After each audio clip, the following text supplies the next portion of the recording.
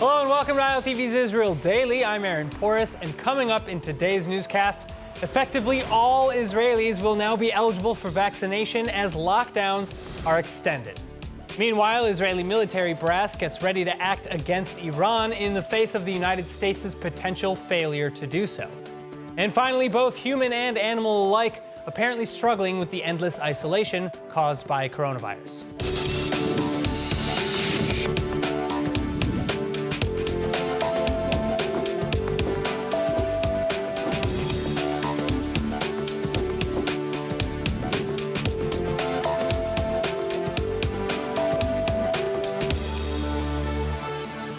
Now, it's big news on the coronavirus front. Health authorities in Israel again calling for lockdown extensions. The good news is that vaccination eligibility is being extended too. The Israeli Health Ministry has officially instructed public health funds, or HMOs, to make coronavirus vaccines available to everyone above age 16. All Israelis have to do is call their local HMO office and set an appointment. Health Minister Yuli Edelstein hinting at the move in a conference Tuesday. אנחנו שוקלים להוריד את גיל המתחסנים כבר בימים הקרובים כדי לאפשר לקופות להראות את מלוא העוצמה שלהן במבצע החיסונים. Then Edelstein going on to add that Israeli cities' red, yellow, or green status with respect to exiting lockdowns will be dependent on the percent of their vaccinated residents, an open bid to hasten public participation in the campaign. Still, the battle is far from over. Israeli leadership pushing to extend already lengthened lockdowns, including closures on international travel and land border crossings. Health Ministry Director General Professor Chezi Levi recommending extending at least until midnight on Sunday. And this while Prime Minister Benjamin Netanyahu is explaining how Israel will leverage its time in lockdown to vaccinate the public. This in a deadly race against the coronavirus. אנחנו בעיצומו של מרוץ בין מבצע החיסונים הענק שלנו, חוזרים לחיים, לבין המוטציה. מבצע החיסונים הזה הוא המפתח שלנו לתוכנית היציאה מהקורונה. גם בנו מכה המוטציה, אני מבקש להראות לכם באיזה מידה היא התפשטה. המוטציה הייתה הנקודה הזאת, והנקודה הזאת לפני חודש וחצי. זה מה שיש כרגע. זה היה רק לפני כמה ימים כ-70% מסך הדגימות שלנו. כרגע זה כנראה עומד על 80%. זו התפשטות עצומה ומהירה. ולכן אנחנו סוגרים כמובן את הגבולות כפי שאתם מכירים. לכן אני מציב היום יעד לאומי שהוא הבסיס ליציאה שלנו מהקורונה. לחסן לפחות 90% מגילאי ה-50 פלוס תוך שבועיים. זה יעד שהוא בר השגה, משום שכרגע 77% מחוסנים. כבר היום 77% מחוסנים. הנה הוויכוח שהיה בממשלה, פשוט להבין את זה. הנה המשמעות של עוד 3 ימי סגר, זה עוד כ-200,000 איש אנשים מוגנים. כלומר, אנשים שעברו את החיסון השני פלוס שבוע. עוד 200,000 איש, מתוכם 120,000 איש, אנשים מעל גיל 50 פלוס. זאת אומרת, מעל גיל 50. פשוט הצלת נפשות. As of Wednesday morning, upwards of 73,700 Israelis are actively infected with the virus, with the spread rate holding around 9.3%. Over 1,100 are seriously ill, and the death toll is now at least 4,890, 97% of whom are over 50 years old. Meantime, as Israel ramps up its vaccine campaign, so too is the Palestinian Authority with Israel's help. With around 32% of Israelis receiving at least one of the 2-dose coronavirus vaccine, Israel is now rolling out thousands of doses to Ramallah. Jerusalem on Tuesday already sending 2,000 of the 5,000 pledged Moderna vaccines for Palestinian healthcare workers.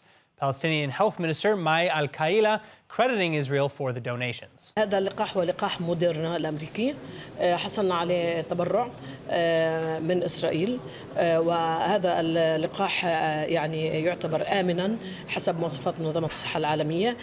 غدا أو بعد غد سيصلنا لقاح الروسي وسنستكمل باللقاح الروسي هذه الكامبين. Now, in other news, with Israel's Ben Gurion airport shuttered and with no hard date to reopen, Israelis who traveled abroad before the shutdown have been stranded with no way home.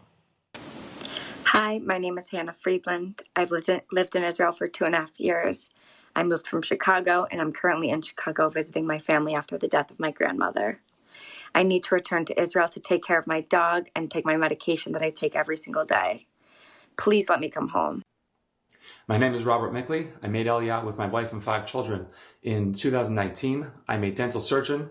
I work both in New York and Jerusalem. I am right now in New York trying to get home to my family and my patients in Israel. Since traveling in June, I have been tested over 30 times. They've been negative every time. I received both vaccinations in Israel over 2 weeks ago, and I pose no risk of bringing this virus back to Israel. Please let me come home. Well, a petition to rescue these Israelis and many more like them has now been submitted to the High Court. And joining me with more is former Yesh Atid Knesset member and co-author of the petition, Rabbi Dov Lipman. Rabbi, thanks for being with us. Now, how did this issue catch your attention? Essentially, starting last week, I was bombarded, but with English-speaking olim who have seen me since my time in the Knesset as someone who helps them with governmental affairs, and they were telling me their stories and how they're stuck. And I realized that while I'm a super advocate for rules to help prevent the spread of coronavirus, our leaders, excuse the expression, have lost their minds when it comes to this issue, as citizens of Israel who traveled legally abroad for good reasons are not allowed to come back to their homes. And that led to the gathering together of the idea for petitioning the Supreme Court to prevent the government from continuing with this policy, which is literally ruining people's lives and not doing anything in our efforts in terms of the coronavirus, because these people will go to quarantine, they'll be tested, they're law-abiding citizens, and we have to put this to a stop. I mean, I saw in the video that we posted earlier, it extends. Obviously, we saw several people who didn't want to leave but left for urgent matters, people who've missed their vaccination appointments because they're stuck abroad, surgeons with patients waiting, parents who've been separated from their families with no income coming in, all with negative tests, meanwhile, but not able to come to Israel. Now, you submitted a petition to the court today with former Blue and White Knesset member Michal Kotler-Wunsch. Can you tell us about the petition itself? Sure. It actually originated with an Israeli attorney named Nadav Ha'etzni, who he himself is stuck in the outside of Israel. I can't get back in to run his practice. And we joined together. I could have gotten many more, but we have 50 English-speaking olim who joined the petition. And we basically saying to the court is that it's a basic right of a citizen to be able to return home as long as they've followed all the rules of the country. And I want to emphasize, Aaron, it's been so hard for me. I'm taking these phone calls and these messages while right across the street from me, I hear ultra-Orthodox schools that are running fully. I see people that are walking without masks. There are mass gatherings. The country should focus its energies on stopping the spread of this virus within the country with rules that are in place and can be enforced, instead of just sort of feeling good about themselves because they've made this massive closure. These people need to come home, and that's why we put together that video, and we are lobbying government representatives and the Supreme Court to make that happen. Well, and have you heard anything back yet? When we speak with government officials, it's been shocking to me, actually, in talking to ministers. There's this wall that's been put up. They did create a scenario that people can submit on a link and make a request, and they have humanitarian criteria. I'll just give you one example. There's a doctor who has cancer patients here who are waiting for him after he went to America to do cancer surgeries there, and they have not approved him as a humanitarian need. So I'm not exactly sure what the criteria is. So the mechanism is in place, but the system is not working. And that's why we're trying to generate as much noise about this issue, so that as the country does fight against a very serious virus, they don't along the way hurt people and even hurt medical patients and lone soldiers and people who their only flaw is they went to bury their parents elsewhere around the world. We have to make sure that while we fight corona, we also don't hurt other people's lives along the way while doing nothing to impact the fight against corona. All right, Rabbi Dov Lipman, thank you so much, and good luck with this petition. Thank you so much, Aaron. In other news, Israeli authorities are criticizing the United States for leaving Jerusalem impossibly stuck between a rock and a hard place with respect to Iran. Israeli military officials likewise preparing to act where they expect Washington will not. Khan Rifkin reporting.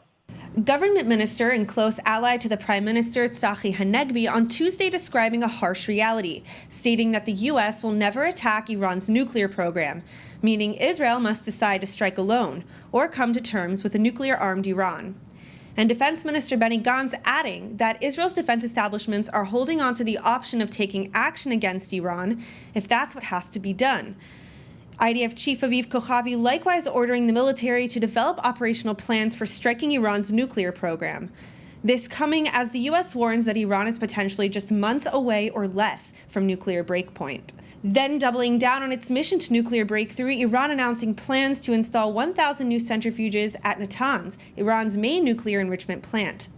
The UN's International Atomic Energy Agency, meanwhile, confirming that Iran is enriching uranium in its underground Natanz plant, as Irani envoy to the IAEA tweeting that there's more to come soon, with both Natanz and Fordow ramping up capacity. As for how the Biden administration will respond, U.S. State Department spokesperson Ned Price is leaving things open. I mentioned a couple of them, consulting with our allies, consulting with our partners, consulting with Congress before we're reaching the point where we're going to engage directly with the Iranians and willing to entertain any sort of proposal, especially since we've been very clear about what the proposition we have put on the table. Yes. But in spite of such promises, Israel fears that the U.S. will rejoin the 2015 nuclear deal, with the Biden administration repeatedly saying it's willing to rejoin if Iran first returns to compliance. The IAEA making clear in March of last year that Iran is in violation of literally every tenet in the agreement. In related news, triggering added fears of a breakdown between Jerusalem and D.C., White House Press Secretary Jen Psaki brushing off the fact that President Biden still has yet to speak with Prime Minister Netanyahu, even on Iran, 2 weeks now into his term. Correct me if I'm wrong, but the president hasn't spoken yet with Prime Minister Netanyahu. He's an ally. Isn't that surprising? I don't know that it's surprising. Less than 2 weeks into an administration, he hasn't called every foreign leader yet. He certainly would love to spend more time talking to foreign leaders. That's, his first love is foreign policy. But I expect he'll continue to have additional engagements in the weeks ahead. And obviously, we have a long and abiding relationship with Israel, important security relationship. I'm sure they'll discuss that and a range of issues when they do connect. Meanwhile, backing up the White House against a flurry of concerns in Israel, critics are saying that indeed Biden has yet to call 188 other world leaders as well. Moving on, a Biden administration spokesperson is taking jabs at former President Trump's foreign policy, claiming that cutting aid to the Palestinian Authority for refusing to engage in peace talks with Israel was ineffective.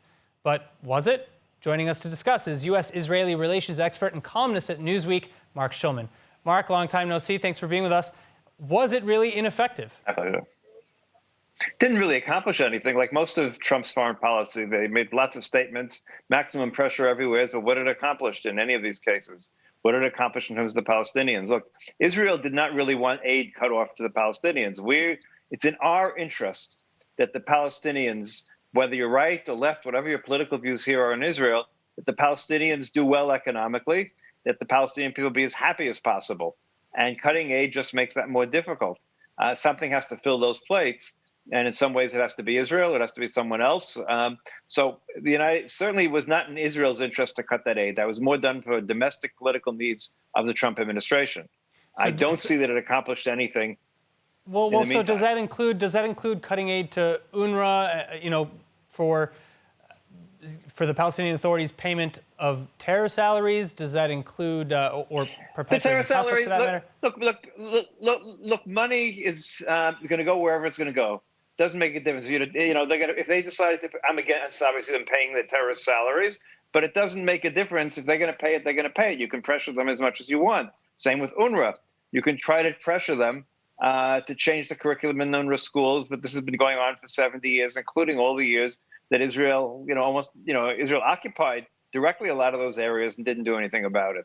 Well, the argument also goes, though, that Trump's reversal on policy with respect to the Palestinian Authority arguably played a big role in leading to the Abraham Accords. Is that considered here, or is that not? I don't think that's a significant issue, frankly. Look, most of the Arab states were tired of the Palestinian issue, generally speaking. There's no question that the fact that the Palestinians refused to come to the table to the Trump agreement or Trump plan was a mistake on the part of the Palestinians. There's no question about that. That helped give the Arab countries in the Gulf cover in order to enter into the Abraham agreement. So that part is true. But that's one part of it. But the other part of it is in terms of providing aid Again, it's in our interest, Israel's interest, that the Palestinians do as well as possible economically. Yes, is there corruption in the Palestinian administration? Of course there's corruption in the Palestinian administration.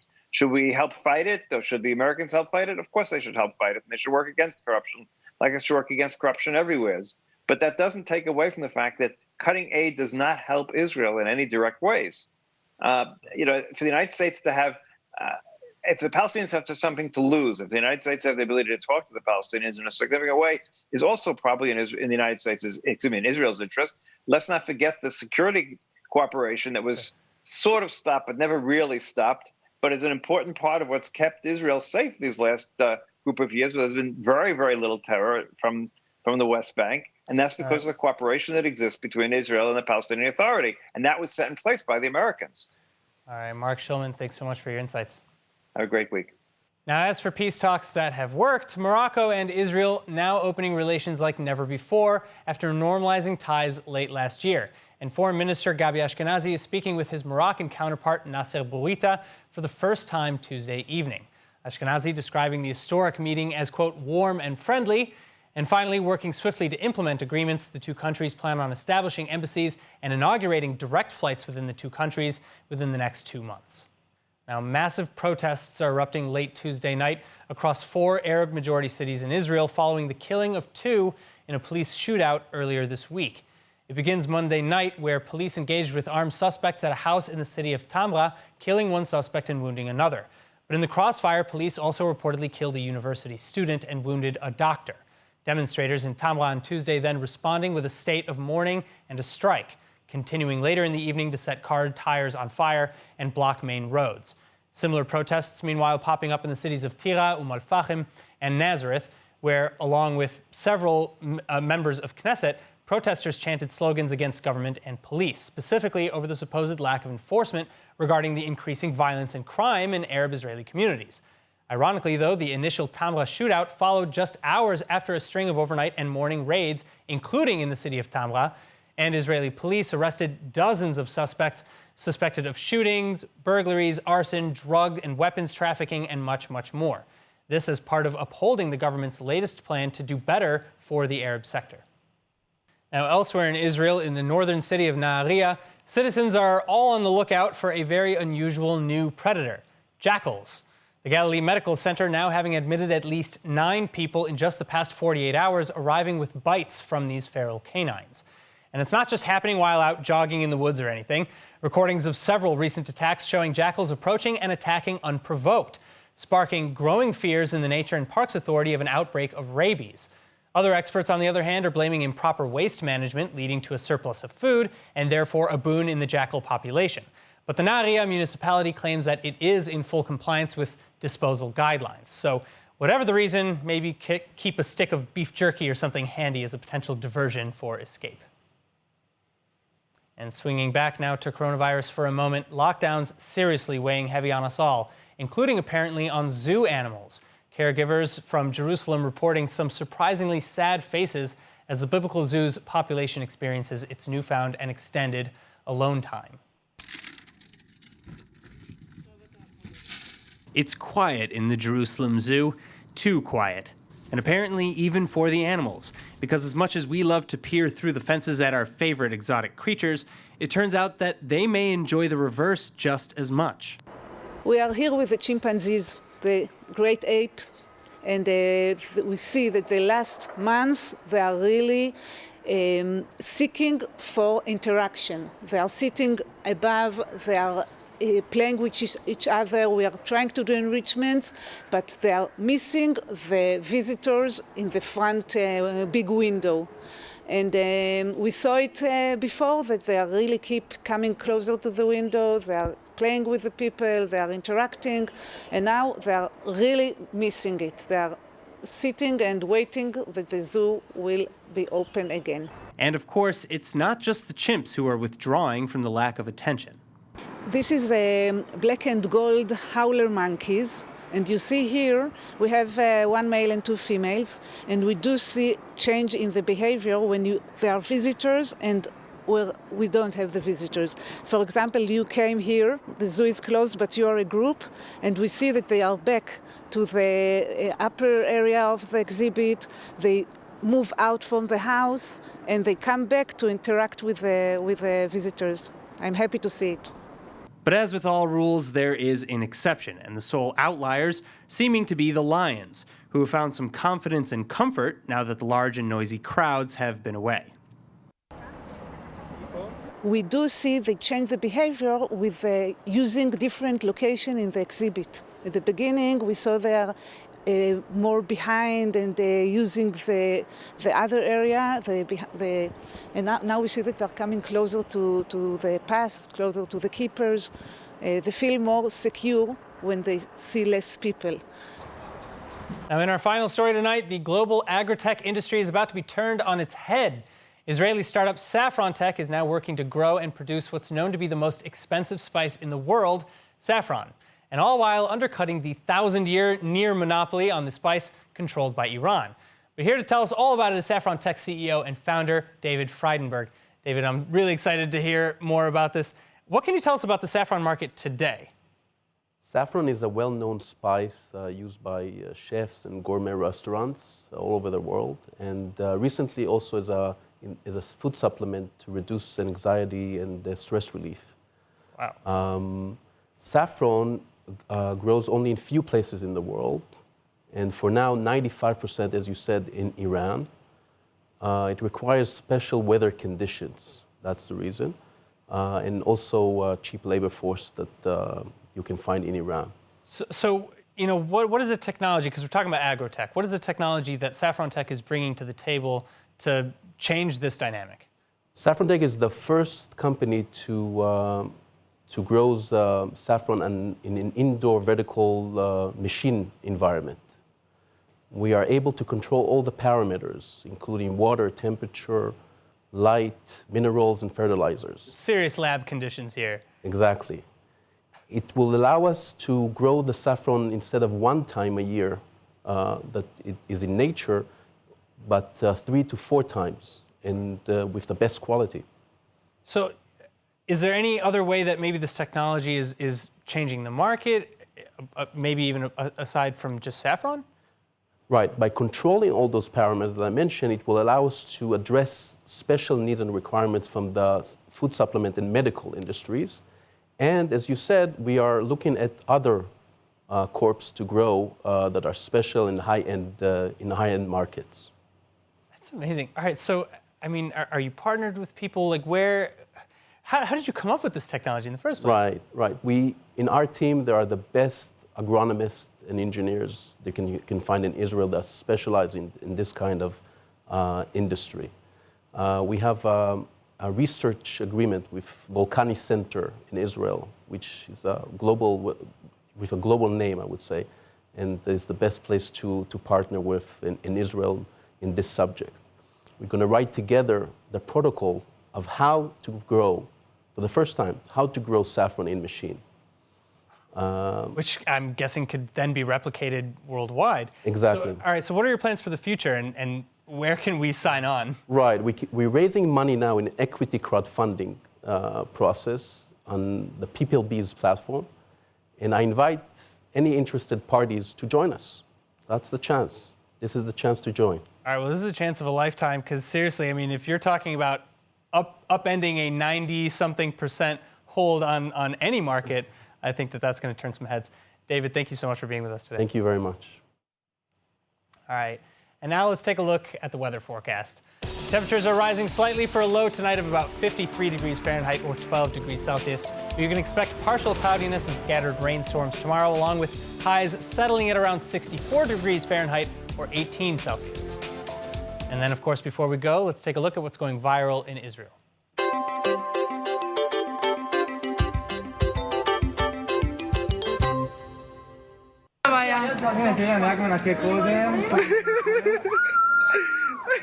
Vaccinations in the IDF, it looks like. Very squeamish soldier. Aww. And not everybody likes needles, I guess. That is it for today's news. Today's exchange rate is 3.3 shekels to the American dollar and 2.58 shekels to the Canadian dollar. For more news from ILTV, please like ILTV on Facebook, follow us on Instagram, and subscribe to our YouTube channel. And of course, don't forget to visit the all-new and improved ILTV website at iltv.tv and let us know what you think. Subscribe to our newsletter for the latest updates while you're there. I'm Aaron Porras. Stay healthy, stay safe. Thank you so much for watching.